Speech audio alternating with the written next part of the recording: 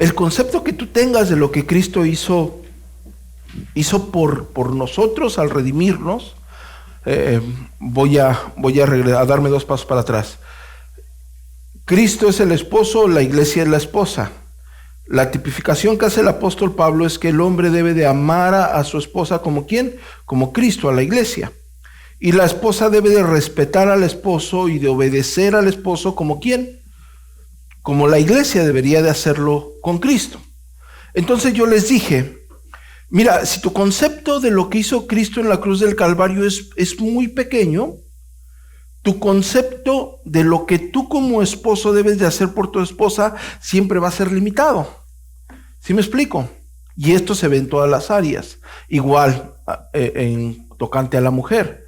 Si tu concepto de lo que la iglesia debe de hacer por Cristo, por el evangelio, en la obediencia al Señor, es muy pequeño, es muy limitante, tu concepto de someterte a tu esposo va a ser muy pequeño, va a ser muy limitado.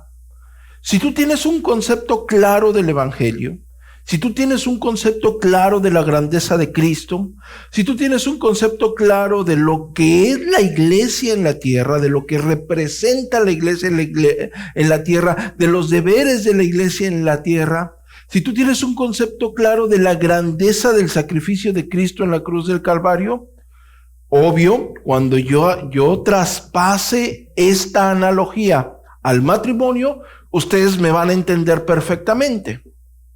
Pero si estamos ahí cortos en el entendimiento, si estamos frenando algo del entendimiento de lo que Cristo hizo por la iglesia, cuando yo lo traspase al matrimonio, ustedes van a decir, este hombre está exagerando.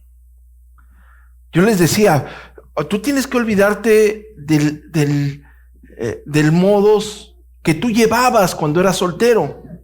Es muy diferente la vida de un soltero a un casado. Y yo les digo, la analogía es muy clara. Cristo se entrega por completo para el perdón de nuestros pecados. ¿Sí? La Escritura dice que no estimó el ser igual a Dios como cosa que aferrarse, sino que se despoja de sí mismo. Y yo te digo, ahí encierran muchas verdades de lo que el hombre debe de hacer por su esposa. Si tú no llegas a concebir eso, si tú no llegas a ver la grandeza de eso, cuando yo lo pase al matrimonio y yo te diga, mira, tú tienes que olvidarte de tus hobbies, de tus amiguitos, de aquella vida rutinaria o de aquella rutina que llevabas cuando soltero o de aquellas libertades que tenías como soltero. De hecho, yo, si no mal recuerdo, hice un apartado para decirles lo que el siglo XXI te ofrece psicológicamente o de lo que te propone o libertad que te propone. No decir que van como entes separados. Y yo les dije, mira, si tú no entiendes la grandeza de lo que hizo Cristo al despojarse de sí mismo, de su gloria, de su grandeza para el perdón de nuestros pecados, tú como hombre en un matrimonio, obvio cristiano, en un matrimonio bíblico, tú no vas a entender qué significa que tú debes de amar a tu esposa como Cristo a la iglesia. Tú tienes que empezar a comparar todo lo que hizo Cristo por la iglesia. Él se despojó de sí mismo, Él se entregó por completo, ¿sí? De hecho, el apóstol Pablo dice para santificarla, ¿sí? Lo mismo sucede con la esposa, ¿sí?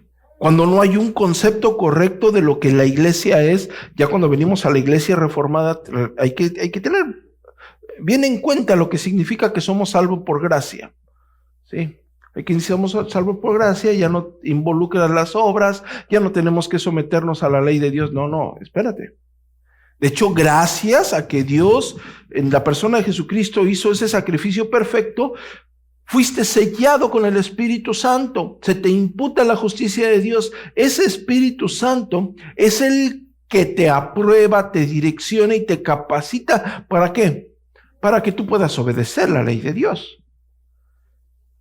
Es decir, la iglesia se somete a Cristo, la iglesia obedece a Cristo, ¿sí? Tú tienes el Espíritu Santo, tú obedeces a Dios, a Cristo o a Dios en sus mandamientos, ¿sí? Si tú entiendes esa verdad, tú vas a saber que nosotros como iglesia, por medio del Espíritu Santo, estamos obligados y capacitados para obedecer a Dios. ¿Sí me explico? Si tú entiendes la profundidad de esa analogía, tu esposa me vas a entender, tú como mujer me vas a entender que tú, así como la iglesia tiene la obligación de someterse a los mandatos del Señor, le gusten o no le gusten, tú tienes que someterte a tu autoridad primaria, terrenalmente hablando, que es ¿quién? Tu esposo.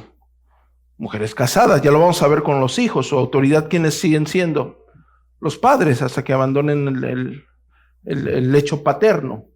Pero una vez casada, tu primordial autoridad, ¿quién es? Tu esposo. Ya no son tus padres, menos va a ser tu pastor.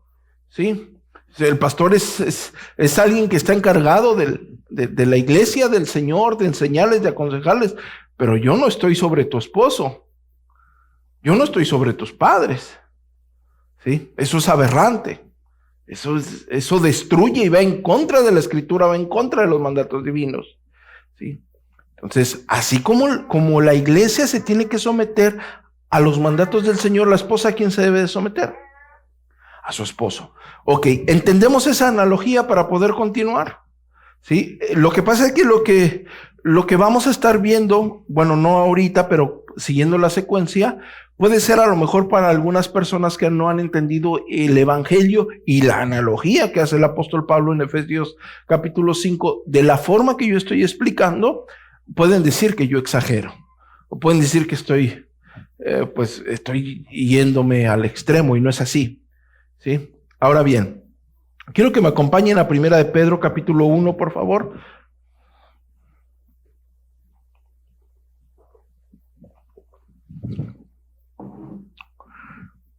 Versículo 22.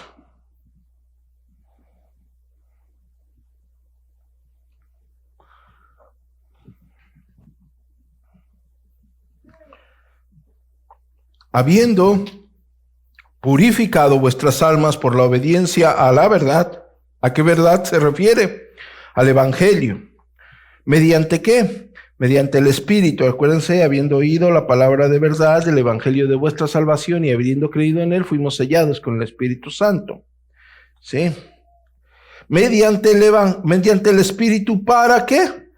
Para el amor fraternal no fingido. Amaos unos a otros entrañablemente de corazón puro. Ok, aquí quiero redundar unas cosas antes de iniciar la plenaria. Estamos hablando sobre el matrimonio, ¿sí? Pero nosotros no dejamos de ser hermanos, ¿me entienden? O sea, estoy casado con una creyente, ella es mi hermana en Cristo. No sé si me estoy dando a entender.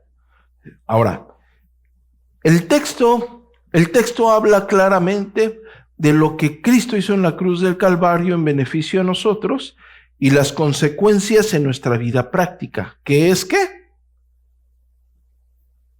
Aquí está el texto. Amor fraternal, ¿qué? No fingido. Me voy a regresar igual aquí, no solamente unos pasos, unas zancadas. Cuando estamos hablando del amor fraternal, no un fingido, recordemos que nosotros hablamos mucho esto y dijimos el decálogo. ¿Cuál es el decálogo? Los 10 mandamientos. ¿Sí? Los 10 mandamientos nuestro Señor Jesucristo los divide en 2, porque los 10 mandamientos están divididos. La mitad es hacia Dios y la otra mitad es hacia ¿qué? Hacia el prójimo. Por eso nuestro Señor Jesucristo, en Deuteronomio, nuestro Señor Jesucristo lo expone ante los fariseos, dice, se resume en 2, amarás al Señor tu Dios con todo el corazón, con todo el alma, con toda tu fuerza, y a tu prójimo, ¿como qué? Como a ti mismo. Pero después el apóstol Pablo, en una síntesis teológica, podemos decir que la ley se resume ¿en qué? En el amor. Nosotros dijimos, el decálogo, los 10 mandamientos, es la norma con la cual el creyente guía o sigue o encamina sus pasos en santidad, ¿sí? Por eso dijimos es una norma moral para el creyente, ¿sí?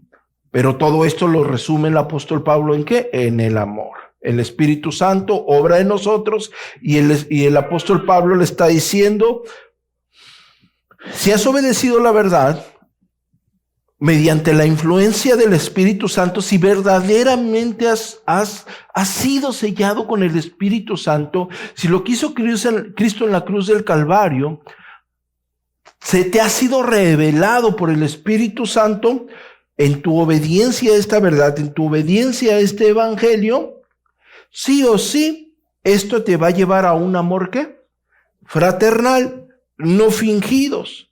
Por eso el apóstol Pedro dice, amaos unos a otros entrañablemente y de corazón puro.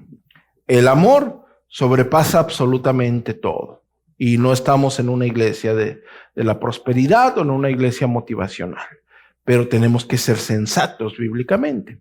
¿Sí? El amor va a sobrepasar absolutamente todo. Aquí es donde empezamos la plenaria que vamos a dividir en dos. Ya teniendo en cuenta la analogía de Cristo y su iglesia, ya habiendo hablado de la excelencia del matrimonio, ya hemos venido desarrollando este tema con más amplitud. Ahora vamos a sentarnos o a sentarlo en la praxis. ¿Por qué digo en la praxis? Porque cuando nosotros vimos estos textos, nosotros dijimos, según es el texto que hemos estado mencionando, tú debes de amar y de entregarte a tu esposa y a tus deberes como marido, como Cristo lo hizo en la iglesia. Ese va a ser tu estándar. Tu estándar no es el pastor. Tu estándar tampoco es tu padre. Tu estándar no es un matrimonio que admires. No. Tu estándar, ¿quién va a ser? Cristo y la iglesia. Ese es el estándar. Ese es el espejo con el cual debemos de medir nuestro matrimonio. Tú ve tu matrimonio. Ve tu matrimonio y voltea a ver lo que Cristo hizo en la cruz de Calvario y la relación que tiene que haber de Cristo y su iglesia. Tú como esposa, como iglesia. Tú como esposo, como Cristo. Y tú tienes que empezar a relacionar esto en la aplicación. Ahora, cuando nos vamos al terreno de la praxis, aquí hay un poquito de confusión. Por eso tomé esto de los escritos de los puritanos en el libro de la familia, y vamos a dividir esta plenaria en dos, y vamos a hablar de esos deberes mutuos como matrimonio. Deberes, algo que se debe hacer. Deberes, algo que beneficia, ¿sí? En términos de obligación. Por eso nos basamos en Primera de Pedro, capítulo 1, versículo 22, donde ya, cuando has sido llamado por Cristo, por medio de su Santo Espíritu, sí o sí, en ti, en tu ser, va a ser evocado un amor fraternal, un amor puro, un amor sin fingimiento. Ahora bien, empezamos hablando sobre ese amor. Vámonos al matrimonio, vamos al seno matrimonial.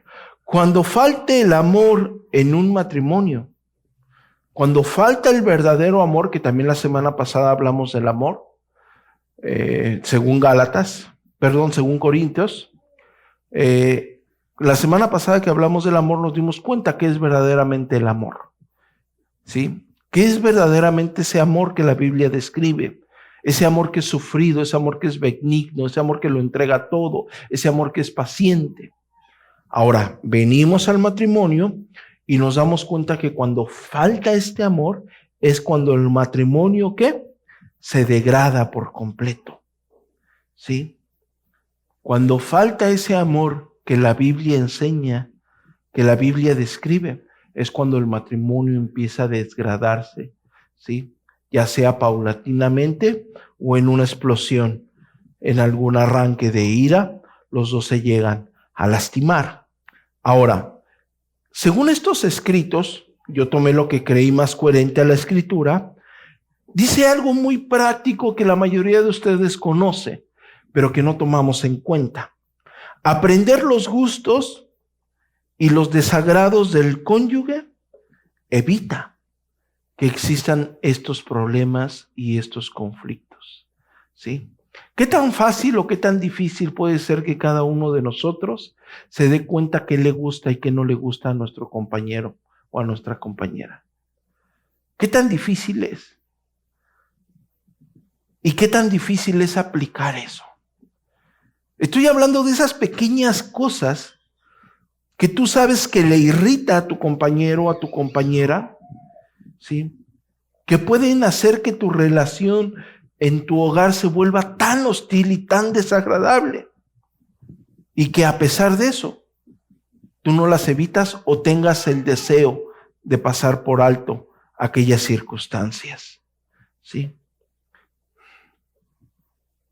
Otra cosa que a mí me pareció verdaderamente importante y algo que resalta y algo que es claro y desgraciadamente se nota mucho en el siglo XXI, y el escritor hace referencia al hablar de la propiedad privada en un matrimonio.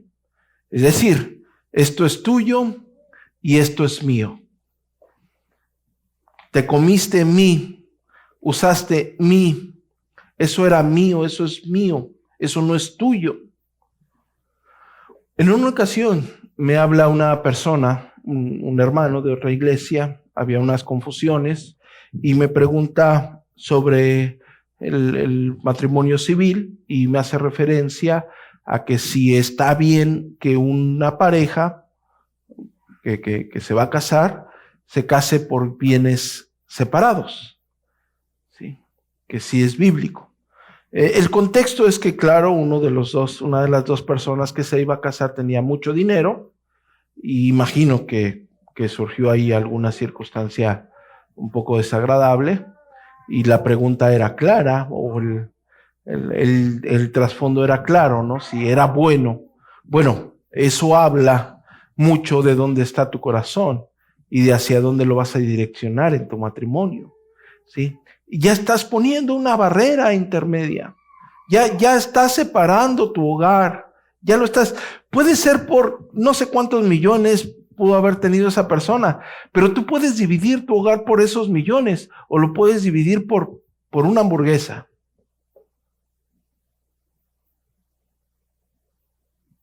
La propiedad privada en un matrimonio no existe. La Escritura es clara y dice que los dos seremos una sola carne. Ya somos uno, ya no somos dos. Ya no es esto es mío y esto es tuyo. La sociedad sí te enseña otra cosa. Las leyes actualmente, tocante al divorcio, sí te enseñan otras cosas.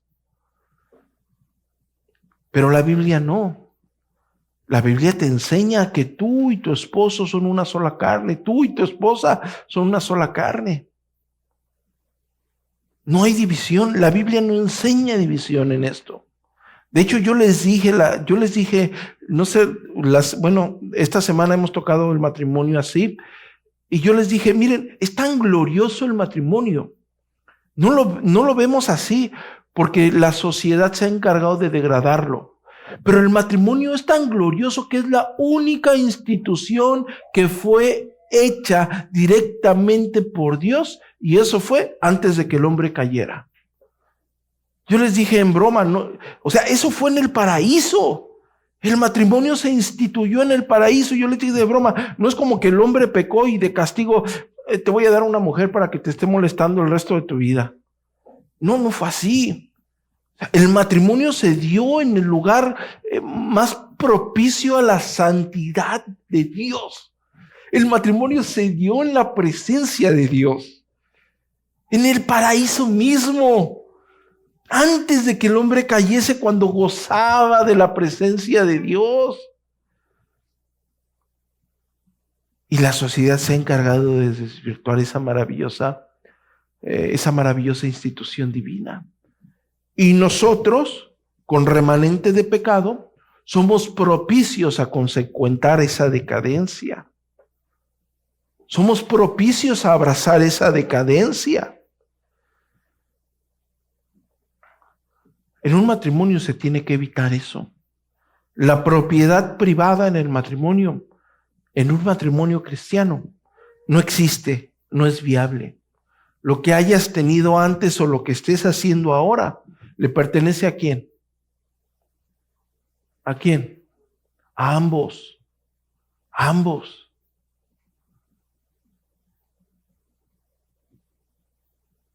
Qué feo es cuando una familia se divide por bienes materiales. ¿Sí? El escritor deja en claro, bueno, claro, argumenta un poco, pero deja en claro, y es cierto, por esas diferencias materiales existen la mayoría de las guerras. Y de hecho, ustedes no me dejarán mentir, por esas diferencias materiales también existe la mayoría de divorcios o las causas del divorcio. Porque recordamos que el amor al dinero es ¿qué? La raíz de todos los males.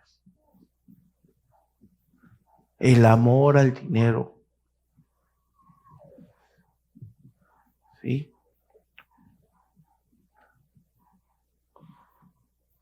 Estamos ahí en Primera de Pedro, vamos a capítulo 4.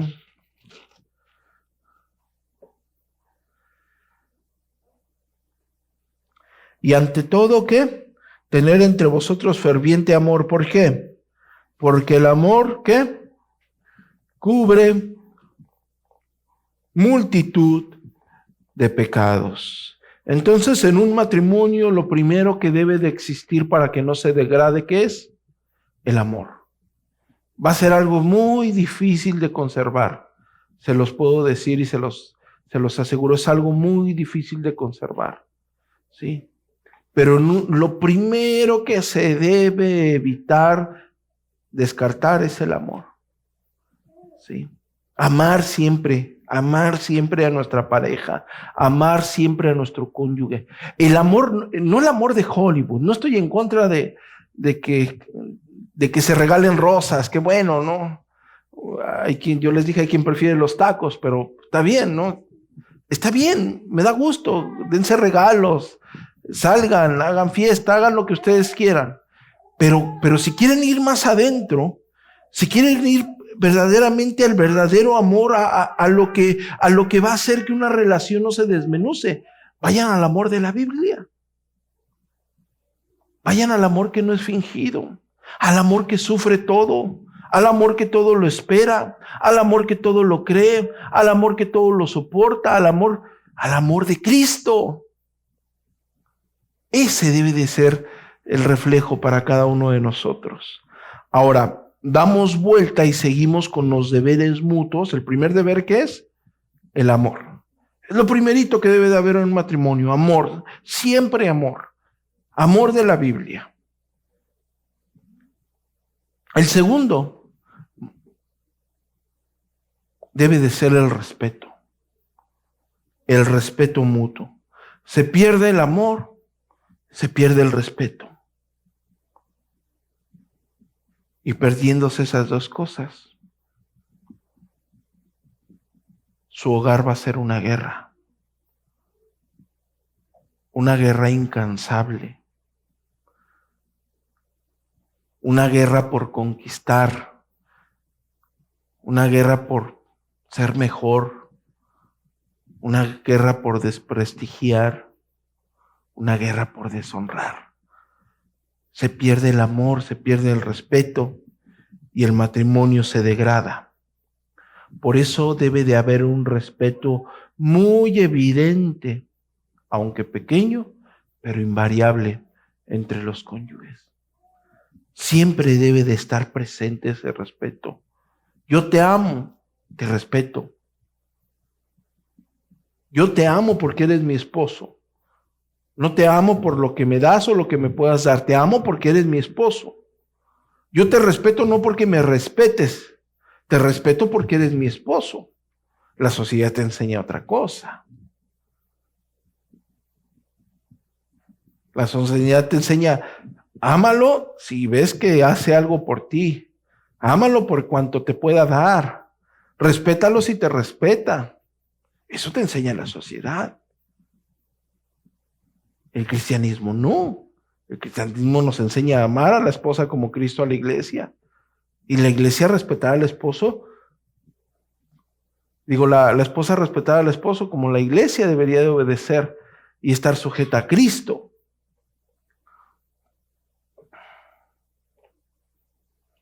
Dentro del respeto mutuo, tenemos que entender que nosotros somos, aunque en algún momento de nuestras vidas nos encontramos y aprendimos a admirarnos, a vernos, a amarnos, a gustarnos, a apreciarnos, a disfrutarnos, debemos de entender que somos mundos diferentes. Un esposo y una esposa son mundos diferentes, ¿sí? Crecieron en lugares diferentes, con educación de cierta forma diferente, tienen gustos diferentes, tienen aficiones diferentes, tienen conceptos diferentes. Hay muchas cosas que varían en nuestra vida. Al momento de que nos juntamos y queremos traer eso y apropiarlo a la otra persona, es donde empieza aquel problema. Por eso, aquel escritor dice que podemos sobresalir de esto que va a ser evidente, es decir, aquellas faltas o aquellas cosas que nos pueden desagradar del cónyuge, podemos salir adelante si no andamos buscando faltas ni andamos examinando microscópicamente lo que a nuestros ojos no es agradable. ¿Sí? Y esto es algo muy cierto. Quizás lo estamos tornando en un sermón y no lo vemos a ras de piso, pero a veces andamos buscando más el error de nuestro cónyuge. Andamos buscando lo que nosotros consideramos una falta. Andamos considerando algo que no nos gusta. Andamos desestimándolo delante de nuestros ojos o desestimándola delante de nuestros ojos por algo que nosotros consideramos que no es apto, pero que en realidad son cosas pequeñitas. A lo mejor una cosa insignificante, te molesta que se peine para un lado y tú prefieres que se peine para el otro. Estoy exagerando, claro está. Pero cosas tan pequeñas pueden hacer que tu matrimonio se vuelva hostil. No te gusta que se rasure y se rasura. O te gusta que no se rasure, te gusta que se rasure y no se rasura. Son cosas pequeñas, pero que pueden hacer hostil un matrimonio, que pueden degradar la vida del cónyuge. No te gusta cómo se peinó hoy tu mujer, no te gusta que se use ese tipo de vestidos, quizás ese tipo de zapatos. Cosas tan insignificantes pueden hacer que tu matrimonio se vuelva hostil.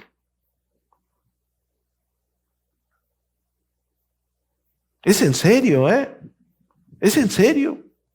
Porque empiezas peleándote por cositas que no tienen absolutamente nada.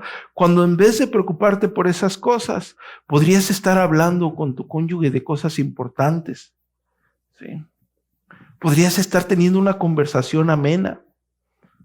Porque claro que es algo sobresaliente. Una conversación intelectual. Podrías estar planificando tu negocio. Podrías estar hablando de la educación de tus hijos. Y te desgastas en pequeñeces, y desgastas a tu cónyuge en pequeñeces, y desgastas tu matrimonio. Y al rato tu matrimonio está cansado en esa área. ¿Por qué? Porque ya sabes que va a existir algún problema.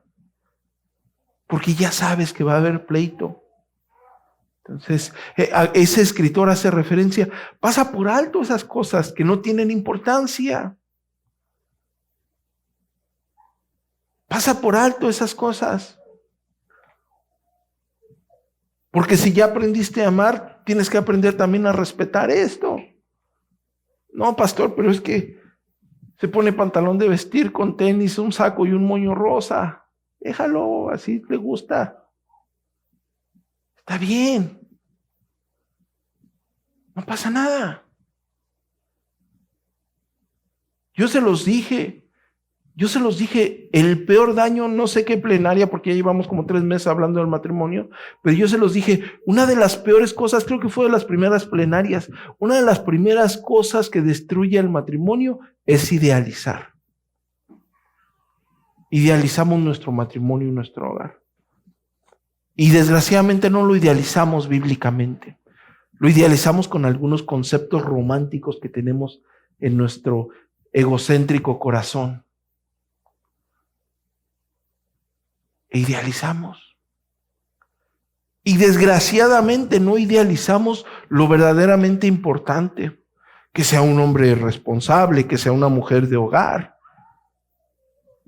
Idealizamos cosas superficiales. A mí me gustan con botas y vaquerotes. Y siempre anda sport. Estoy diciendo, ¿me entienden? Espero estar. Es importante, es un matrimonio.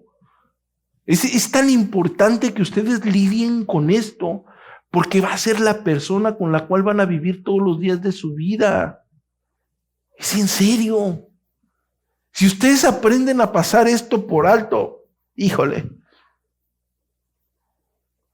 no les garantizo un 100% de felicidad porque hay remanente de pecado, pero sí les garantizo que su vida va a ser mucho más dichosa de lo que ustedes esperaban en un matrimonio. Tenemos que aprender a pasar esas cosas por alto. ¿Sí? Porque, ¿saben a quién irritan esas cosas verdaderamente? A nuestra carne, a nuestro ego. Porque es tu carne y tu ego el que quiere eso. No es el ser espiritual. El ser espiritual anhela tu bien espiritual.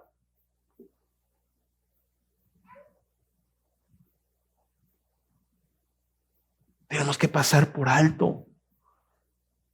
En eso tiene que trabajar un matrimonio en la madurez. Eso nos va a llevar a tener un hogar con paz, con armonía, un hogar afable. Yo se los he dicho en este transcurso, el hogar debe de ser el lugar más grato y más agradable para los cónyuges. Ahí es donde debe de querer estar. Ustedes ven hogares impíos. El esposo a veces ni quiere llegar a casa. Yo en un momento no fui cristiano y tuve muchos amigos casados y del trabajo o en las tocadas o en lo que yo hacía, no querían llegar a casa. Preferían estar en la calle, preferían estar con otras personas que ir con su esposa y sus hijos.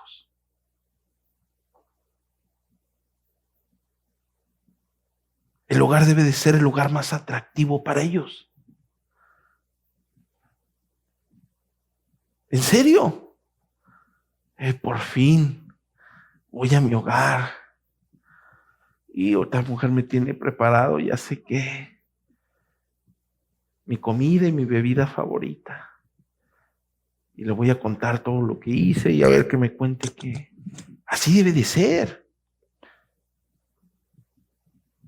Pero si es todo lo contrario y es tenebroso, y voy a llegar y ya va a empezar. Hay problemas y debemos de saber si son por estas cuestiones tan pequeñas que no hemos sabido pasarlas por alto. Yo aquí quiero que me regalen tanta de su atención. Tu matrimonio es tu matrimonio y de nadie más. Nadie más lo va a sufrir y nadie más lo va a disfrutar más que tú. Escúchenme bien, por favor, esto. Nadie más lo va a sufrir y nadie más lo va a disfrutar más que tú. Lo que yo estoy intentando hacer con esto no es incomodar a nadie, es ayudarle a pasar esas barreritas por las cuales todo matrimonio pasa. El del pastor también. Porque al pastor también hay cosas que no le gustan. Y ustedes conocen, el pastor también es bien amargado y todo le molesta. Claro que tengo mis problemas. Soy un ser humano. Pero si me enfoco en la escritura, el chiste de leer es aprender. Tengo que evolucionar eso, tengo que pasar esa barrera tan difícil que pasan todos los matrimonios, ¿me entienden? Todos en esta vida, todos. El que más diga, ay, yo no, Ave María Purísima, es el más. ¿Me explico?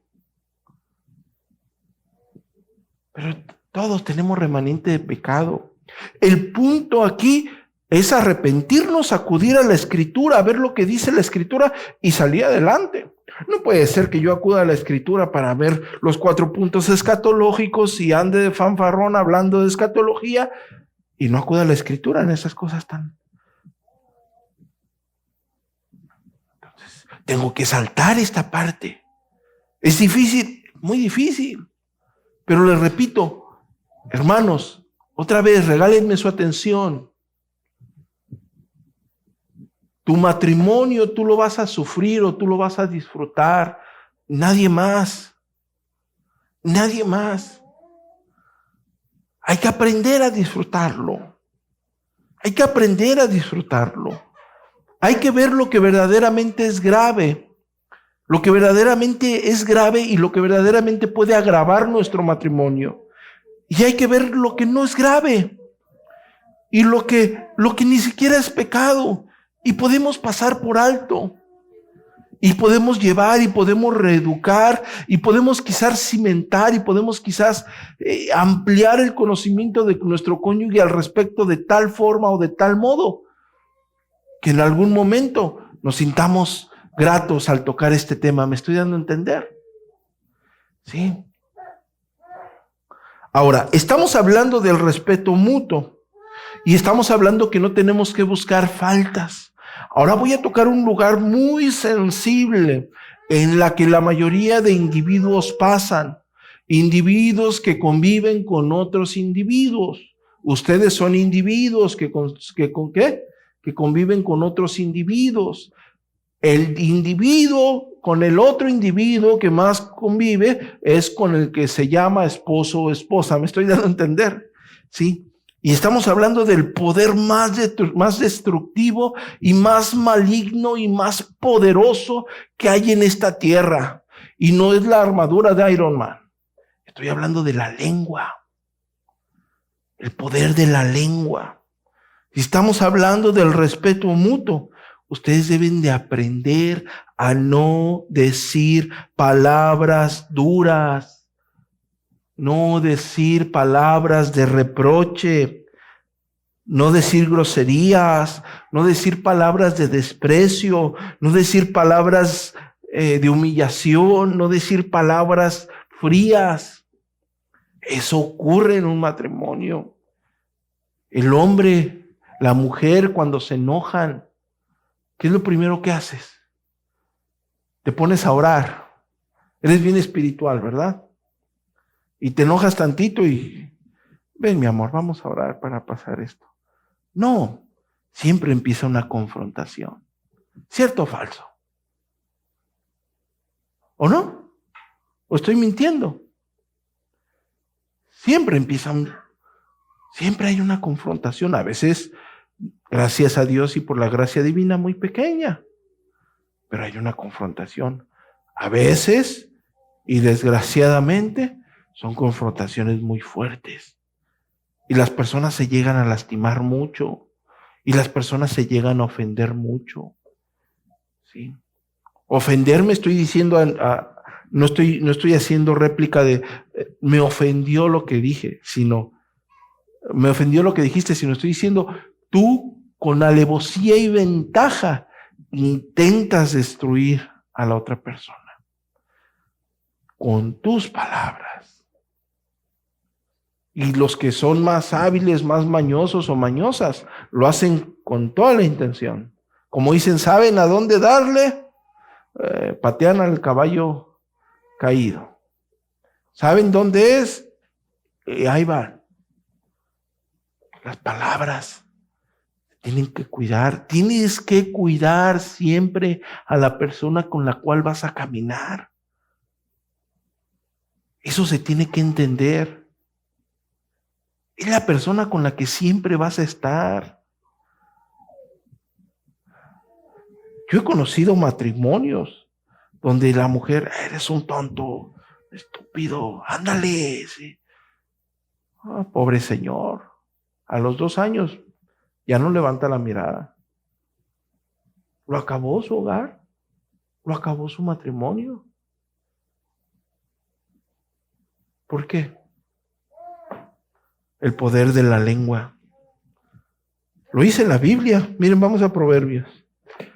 El pastor está mintiendo otra vez, ese pastor.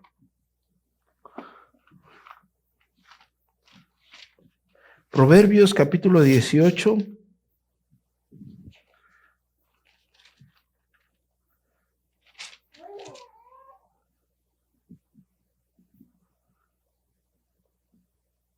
Dice, la muerte y la vida están, ¿qué? En el poder de la lengua, y el que la ama comerá de sus frutos.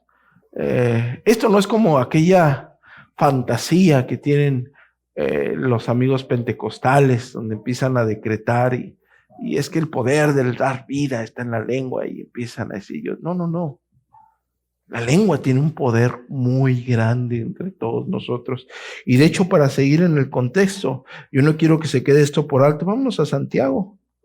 Vamos a ver qué dice Santiago al respecto, para que vean que no estoy exagerando, sino todo lo contrario.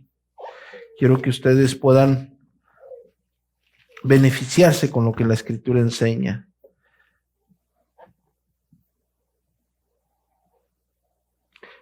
Santiago 3:6. ¿Y la lengua es qué? Un fuego.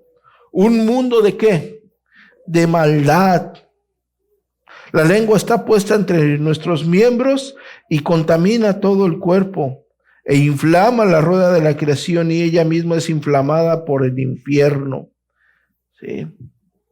Poder de la lengua. Y si regresamos a Proverbios para no escatimar esto y poderlo asentar con más fuerza, con el fin de que todos nosotros salgamos beneficiados de esto, verdaderamente beneficiados a nuestra vida práctica, así como hemos entendido que hay que amarnos, que hay que amar a nuestro cónyuge, que hay que amar a nuestra esposa, ¿sí? Que hay que brindarle ese amor de Cristo, paciente, sufrido, y así como hemos entendido que hay que respetarnos, vamos a ver de este respeto, para que no demos un paso errado, para que no fracturemos nuestra relación, sino todo lo contrario. Proverbios 12, vamos a Proverbios 12.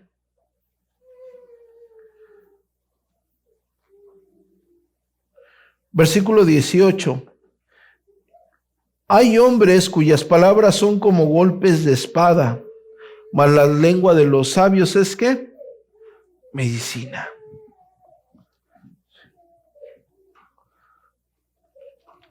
Si ahí nos trasladamos al capítulo 15,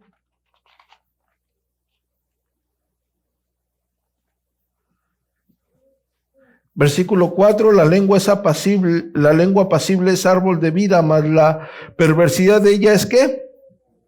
Quebrantamiento de espíritu. Uno más y seguimos adelante. Vamos al 13:3. El que guarda su boca, guarda su alma, mas el que mucho abre sus labios, trae ¿qué? Calamidad. El respeto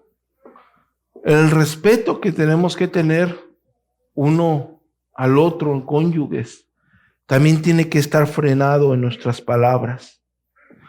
Tiene que haber cortesía, tiene que haber atención, debe de existir ternura, debe de existir apoyo, ¿sí? Debe de existir educación. Nuestras palabras tienen que alentar a nuestro cónyuge. Nosotros podemos sacar lo mejor de nuestra pareja o lo peor de nuestra pareja. Nosotros podemos hacer de un momento el momento más frívolo de nuestras vidas, el momento más amargo de nuestras vidas con nuestras propias lenguas, con nuestras propias palabras, o podemos salir de ese momento sabiamente en un segundo. Si sabemos respetar con nuestra lengua a nuestro cónyuge, a nuestro ser amado, a la persona con la que vamos a vivir todos los días. Pero aquí aclaro, esto es de dos. ¿Me explico? Esto es de dos. Porque el hombre con remanente de pecado y sin él, es decir, atestado de pecado con remanente de pecado, ¿sí? El hombre siempre trata de justificarse, y más en un matrimonio, ¿sí? Ay, yo no tengo la culpa, es él. Ella, yo no tengo no tengo la culpa, es ella. Generalmente, el hombre, por ese remanente, por esa contaminación de pecado, muy rara vez va a decir, sí, yo soy, es mi culpa. Que sabe que está en un error o sabe que se está equivocando, claro que sabe. ¿Por qué? Porque Dios ya nos ha dado luz por medio de su Santo Espíritu. Quizás un inconverso, quizás alguien entenebrecido por el pecado y con deficiencias, bueno, se puede entender, ¿no? Pero alguien al cual se le ha resplandecido la gloria de Dios, claro que sabe que está mal. La lucha con su carne, con su ser para aceptar su equivocación, va a ser en todo el caminar. ¿Me explico? O sea, no es algo que se da de un paso a otro.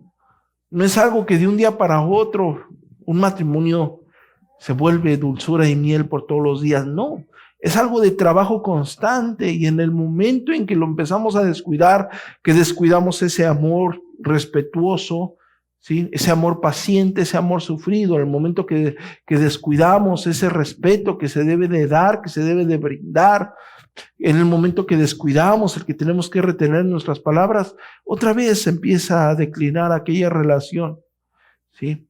Por eso encontramos que un matrimonio puede estar en un momento, puede estar maravillosamente bien, porque se tratan con amor, se tratan con respeto, se tratan con ternura. Ya no se dicen palabras feas, palabras hostiles, ya no se dicen inútil, ya se dice mi amor. Y encontramos que en esos momentos el matrimonio brilla, resplandece, y publican en el Face un matrimonio así de feliz, el ejemplo para toda la comunidad. ¿Por qué? Porque se están disfrutando. ¿Por qué? Porque se están aprovechando, porque se están amando, porque se están respetando, ¿me entienden? Por eso está brillando en ese momento ese matrimonio, porque está haciendo uso de algo que debiese de ser práctico para todos los días. Pero eso fue tan maravilloso, fue tan glorioso, que pensamos que nos va a durar siempre. La semana pasada me la pasé muy bien. Pues ese amor, pues ya le va a dar pila para los siguientes 15 días. No, eso fue ayer. Ayer ya pasó. ¿Sí? Hoy vienen otros problemas. Y no podemos vivir de la felicidad que tuvimos ayer como pareja, ¿me entienden? Esa parte. Hoy tienes que volver a construir, porque hoy te van a salir nuevamente problemas, ¿sí? Y cuando entendamos eso, vamos a entender o vamos a dejar a un lado la inestabilidad de nuestro matrimonio. Estoy hablando de sus problemas, ¿sí? No estoy hablando de inestabilidad o estabilidad financiera, eso vamos a hablar más adelante, sino esa estabilidad o inestabilidad de nuestra relación matrimonial. Por eso encontramos, como lo dije anteriormente, una semana estamos maravillosamente bien, pero la otra semana tenemos problemas. Y el problema se agravó y se vio más oscuro y venimos en mayor declive. Pero gracias a Dios lo solucionamos y la siguiente semana estamos bien y vamos en pique y estamos genial y volvemos a estar felices y volvemos a brillar y todo está bien, todo está felicidad, pero al siguiente día nos olvidamos y volvemos a caer en esos patrones: falta de amor, falta de respeto, falta de cuidado de la boca, falta como lo dije, dejar de observar aquellas cosas que no tienen verdaderamente importancia. Querer que la persona haga esto en su ser, nada más porque a mí me gusta que sea así. Si a ti no te gusta el café con azúcar, ¿por qué te lo vas a tomar con azúcar? No me gusta. A ella le gusta con azúcar y con leche. Y yo, como soy amante del café, no, pues ella no sabe tomar café. Eso no es café, ella está profanando el café. No, si le gusta y quiere echarle un piloncillo adentro, que se lo eche. ella se lo va a tomar. ¿Me entienden? A mí me gusta, gracias a Dios, el Señor, por su gracia, me ha dado clase y buen gusto. A ella todavía no, ni modo. ¿Me explico? Pues son cosas pequeñas por las que no voy a estar peleando, que no tiene caso discutir. Mi matrimonio tiene que ir más allá. Mi hogar tiene que ir más allá. ¿Me entienden?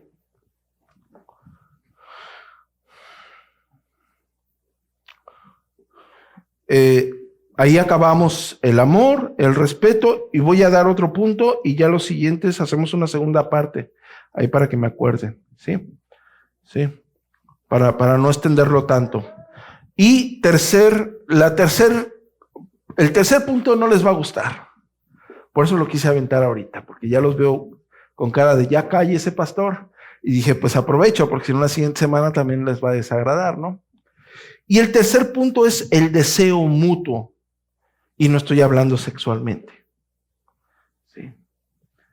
El deseo mutuo, el deseo de estar unidos, el deseo de estar acompañados uno con el otro, el deseo de compartir juntos, de vivir juntos, de caminar juntos, y no estoy hablando literalmente, de hablar, de compartir. Por eso, si ustedes ven en Primera de Pedro, vamos más a Primera de Pedro para asentar un poquito esto. Primera de Pedro capítulo 3, versículo 7, dice, vosotros maridos igualmente vivid con ellas, ¿qué? Sabiamente, vivir sabiamente, vivir juntos, ¿cómo? Sabiamente. Y el tercer punto que dije que era el deseo mutuo. Nosotros una pareja tiene que desear estar junta. Y desear estar juntos no es simplemente salir a un lugar, ¿sí? Debes desear estar con tu cónyuge incluso, y a lo mejor hay personas que se van a incomodar, y digo personas en general, en toda la extensión de la palabra, debes desear estar con tu esposo en los problemas, en las labores domésticas, en el trabajo. Ay, no, ¿cómo creen que yo voy a estar con él? Él lo suyo, yo a lo mío, y en la noche a ver si nos encontramos. No, pues ahí estamos, algo no está bien. Algo no está bien en nuestro corazón ahí. Porque es la persona con la que tú elegiste compartir tu vida. Y que ya no la quieras ver. Y que ya no quieras estar con él o con ella. Que ya no quieras gozar de algunos momentos. Te querías casar, hiciste fantasías en tu cabeza y cuando me case con mi esposo, ahí en el calor del hogar estaremos sentados en la sala con la chimenea, tomando una copa de vino y viendo la televisión. Y ni copa de vino, y ni chimenea, y ni sillón, ni nada.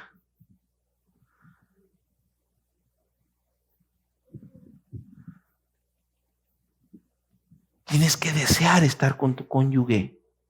Pero para desear estar con tu cónyuge, tiene que seguir existiendo ese amor mutuo. Tiene que seguir existiendo ese respeto. Se perdió el amor, se perdió el respeto. Pues claro, nos hemos degradado, nos hemos insultado. Pues ¿cómo voy a querer estar con esa vieja bruja que me dice y me hace? Claro que nuestro corazón lo piensa, ¿o no? ¿Por qué se ríen? Lo pensaron, pero no se lo dijeron. Claro, ¿me entienden esa parte? Ustedes deben de anhelar estar juntos. Es su pareja. Deben de anhelar estar caminando, sufriendo, riendo, avanzando, aprendiendo, disfrutándose. Y eso Se corta cuando, "Ay, es que no me gusta que haga esto, y ay, esto no, y ay", y pues claro que él o ella explotan. No quieren, porque no aprendieron a pasar por alto esas pequeñas cosas insignificantes.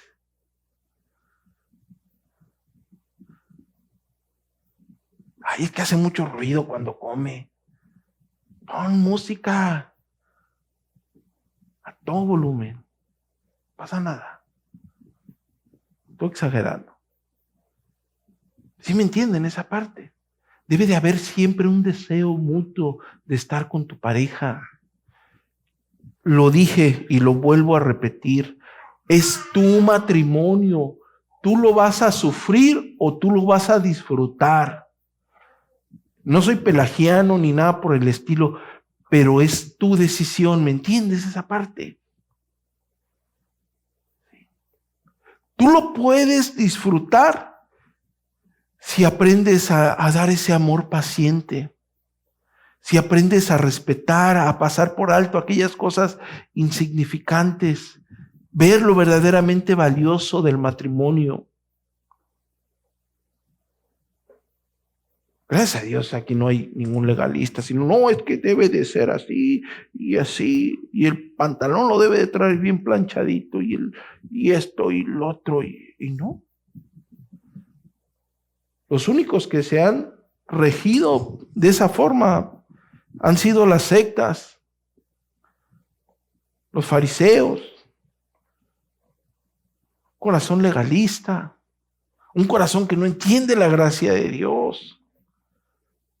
Y no soy hedonista, para que no crean que yo propongo que la vida del cristiano es alegría y gozo. No lo soy. Sé que Dios, me amo el libro de Eclesiastés y sé que Dios nos ha dado grandes bendiciones de disfrutar en esta tierra, lo sé, ¿sí? Y sé que las tenemos que disfrutar, porque a Dios le ha placido que lo disfrutes y te alegres con la mujer o con la compañera de tu juventud. ¿Me entienden esa parte? Tienen que aprender, tienen que amar, tienen que anhelar estar juntos. El deseo mutuo, vivir juntos, compartir juntos, hablar juntos, reír juntos, enseñarse juntos, convivir. El hombre, como lo dije anteriormente, debe desear volver a casa. La mujer debe de hacer de su hogar un torno afable. El hombre también. Apacible, alegre, con conversación amena. Es tu hogar.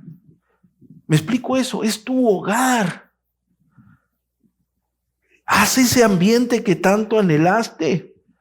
No soy pelagiano, no soy arminiano, no soy hedonista. No va en contra de las Escrituras. No va en contra de las Escrituras que tú tengas un matrimonio feliz. Pensamos que ser un matrimonio bíblico es un matrimonio rígido y nada más estar ahí viendo las Escrituras y no hagas eso porque no. Gracias a Dios tenemos el conocimiento de las Escrituras que nos enseñan que es, aquí hago una pausa. Por eso no falten las clases de los miércoles. Gracias a que no entienden cuestiones de lo que está internamente redactado. La gente ha descontextualizado cosas. Yo les dije cuando hablamos de la formulación del canon, dije, hay personas que de una forma ridícula abren una Biblia. Y Jesús dijo también vosotros, Dios me acaba de hablar, y hay personas que de una forma ridícula hacen eso. Y gracias a multitud de personas el evangelio es desacreditado. Estas personas están locos. Y no se dan cuenta que el documento que tenemos aquí es un relato que fue una transmisión oral de una evidencia, de un suceso histórico innegable. Y cuando tú lo lees con ese entendimiento, te das cuenta de modismos que existían en la época. Y te das cuenta de pecados por los cuales pasaba la iglesia en ese tiempo. Yo se los he dicho todo este tiempo en esta circunstancia, en esta serie del modelo divino del matrimonio. Yo les he dicho, ¿creen que el feminismo es novedoso? ¿Es nuevo? No. La mujer siempre se ha rebelado. ¿Quién fue la primera mujer que se rebeló? Esa Eva. ¿Quién fue la primera mujer? Desde ahí. ¿Creen que es la primera? ¿Crees que nada más en el norte de Sonora o en México el hombre trata ásperamente a su mujer?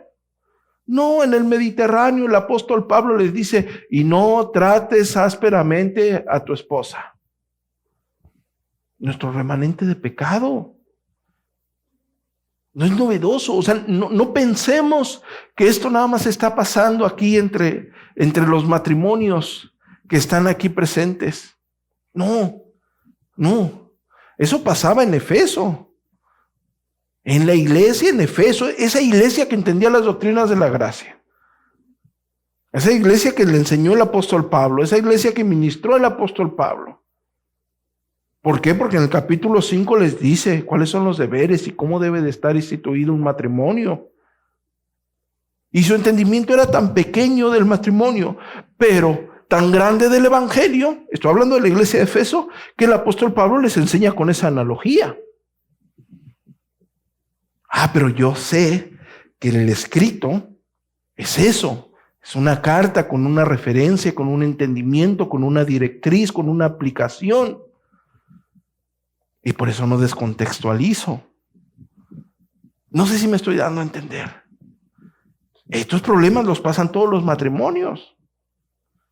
La finalidad aquí es como yo lo estoy diciendo, y lo digo por creo que 10ª vez. Es tu matrimonio. Tú puedes hacer de él un infierno o el lugar más afable. Puedes disfrutarlo o destruirlo. Puedes hacerlo.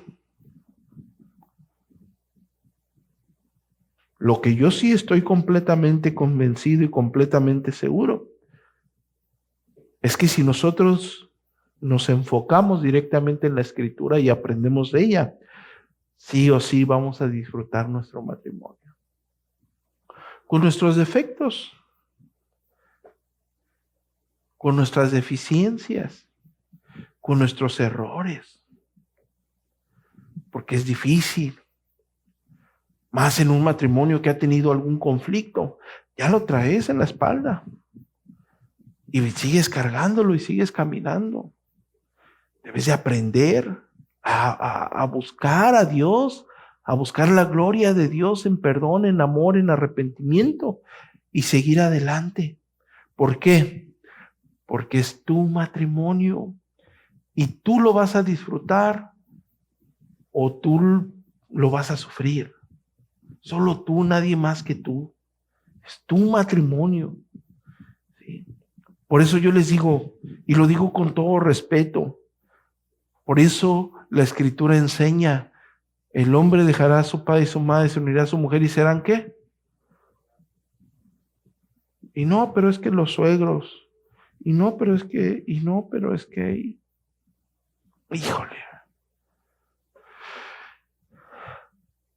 híjole, problemas, huele a problemas, hiede a problemas, porque algo se está corrompiendo ahí, no de lo que está diciendo el pastor, sino de lo que dice la Escritura. Cuando el hombre corrompe lo que dice la Escritura, va en contra de Dios. Y si tú vas en contra de Dios, vas en contra del Creador. Y si tú concibes la palabra Creador, es el que diseñó con un fin y con un propósito cada cosa que existe. ¿Qué pasa si yo uso esa cámara para sacar agua de la pileta? No se hizo para eso, o sea, que no pienso, no tengo la cabeza. Así es el matrimonio. Está creado, ya lo enseñamos eso, ¿no? ¿Cuál fue el propósito del matrimonio? ¿Hacia dónde está evocado? Cuando la sociedad lo empezó a corromper, se desvirtuó completamente. Cuando internamente corrompemos eso del amor y del respeto, vamos en contra de Dios, vamos en contra de lo que Dios ha establecido. Y tenemos nuestras consecuencias.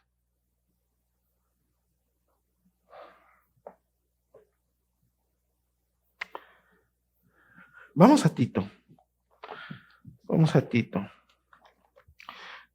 Versículo 3 del capítulo 2, las ancianas asimismo sean reverentes en su porte, no calumniadoras, no sean esclavas del vino, sean maestras del bien, enseñen a las mujeres jóvenes a amar a sus maridos y a sus hijos, ¿sí? O sea, no es la primera vez, no actualmente nada más, la mujer debe de enseñar, la mujer anciana debe de enseñar a las otras mujeres a amar a su esposo y a sus hijos, siempre ha existido.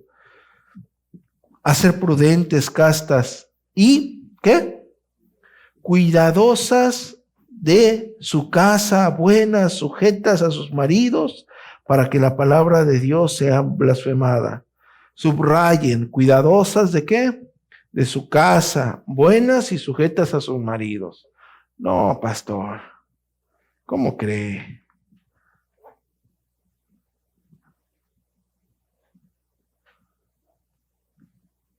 El hogar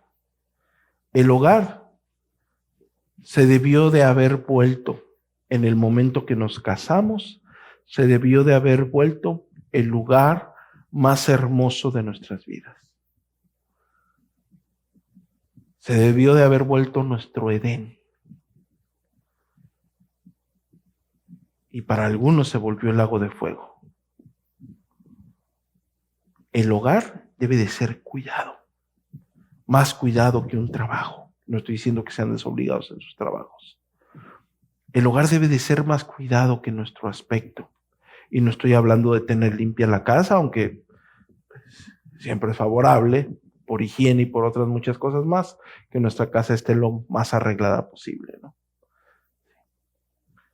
Sino que tanto el hombre como para la mujer, la prioridad absoluta debe de ser ese mismo seno matrimonial.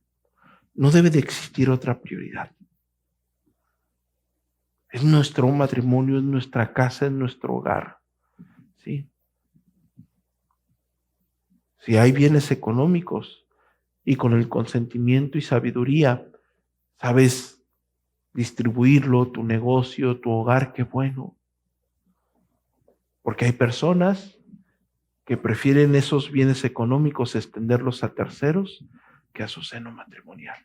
Lo he visto muchas veces. El matrimonio, el seno matrimonial, es la prioridad de las personas que ¿qué? Que se han casado. Cuiden su casa, cuiden su hogar. Amen, respeten a sus maridos. Maridos, amen a sus mujeres. Es su hogar, es su familia. Nadie más que ustedes las va a sufrir. Nadie más que ustedes lo va a disfrutar. Es en serio. Ténganlo siempre conscientes, siempre. ¿Saben por qué les digo esto? Y estoy repitiendo, y no es porque no tenga más escritos en el sermón, tengo mucho más. Podría extenderme y acabarlo todo. ¿Sí? Pero ¿saben por qué quiero que quede bien claro? Porque ustedes, tú, todos aquí, vamos a tener más adelante problemas con nuestro cónyuge. Los vamos a tener. Es en serio. Va a haber cosas que no nos parecen. Va a haber cosas que nos desagradan. Por eso, si ustedes ven la Escritura, está llena de instrucciones para el matrimonio. ¿Por qué? Porque necesitamos ser instruidos al respecto. Es tan grande la analogía que se enseña en la Escritura que necesitamos mucha instrucción. Tan grande la comparación que se da de Cristo y la iglesia con un matrimonio que necesitamos mucha instrucción al respecto. Ustedes van a tener problemas más adelante. Yo voy a tener problemas más adelante. Los que se van a casar, ustedes van a tener problemas más adelante. Y por no poner atención, no van a saber solucionarlos.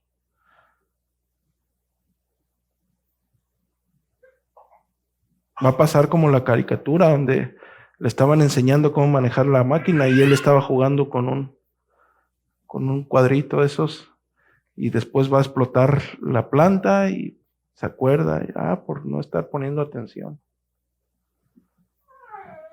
Por no poner atención.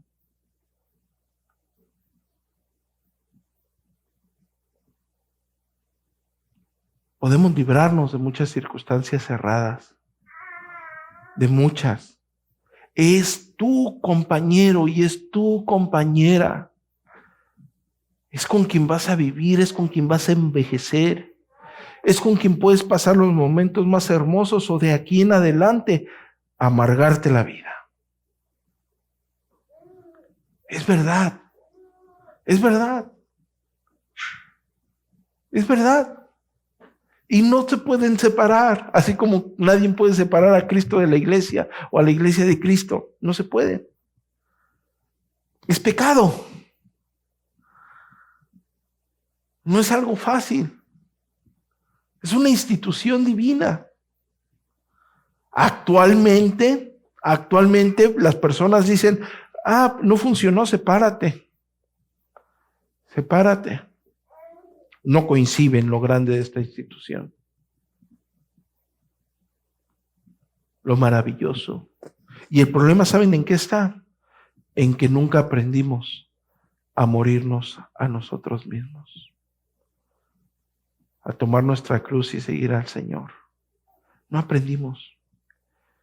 Porque a última instancia, ¿saben qué? El problema no fue tu compañera. El problema no fue tu compañero.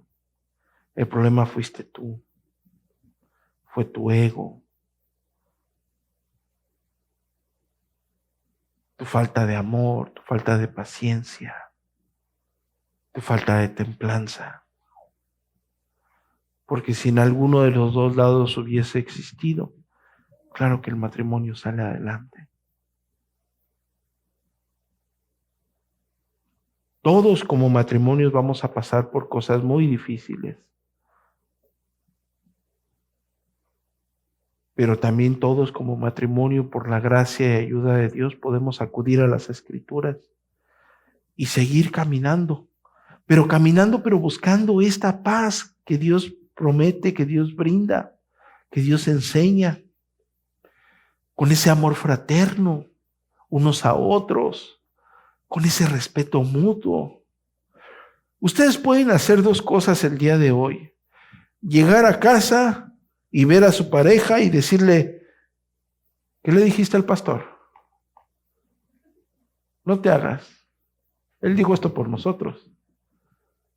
¿Por qué? Porque todos tenemos estos problemas, ¿me entienden? O puedes llegar a casa y empezar a trabajar. Empezar a trabajar en amor. Empezar a trabajar. Empezar a trabajar amando. Empezar a trabajar respetando. Empezar a trabajar respetando. Pasando por alto aquellas cosas insignificantes. Valorando las virtudes y bienes intelectuales, los dones de tu cónyuge. Puedes empezar amando su compañía, seguir adelante con su compañía, amar su compañía. Puedes hacer de tu seno familiar, por la gracia de Dios, el lugar más afable del mundo, aunque el día de ayer haya sido un infierno. ¿Saben por qué? Porque podemos entrar confiadamente al trono de la gracia a implorar y a pedir misericordia. Porque tenemos un mediador excelso que murió en la cruz del Calvario. Porque tenemos una referencia tan gloriosa del matrimonio que no se contamina con el pecado. Porque la referencia del matrimonio es Cristo y la iglesia. Siempre podemos empezar. Y otra vez, no me dijo nada tu esposa, no me dijo nada tu esposo. Lo que ha pasado siempre con los matrimonios. Me digo, lo que tú estás pasando, yo lo estoy pasando en diferentes circunstancias. Todos los matrimonios aquí lo estamos pasando. Solamente que están estas dos opciones. Hacer de nuestro matrimonio el lugar más desagradable o el lugar más afable. Y siempre podemos empezar, siempre por la gracia y misericordia de Dios, podemos empezar siempre. Nunca es tarde para disfrutar a tu cónyuge, amar a tu cónyuge, respetar a tu cónyuge, ¿sí? Anhelar estar con tu cónyuge. Nunca es tarde. Amén. Oramos.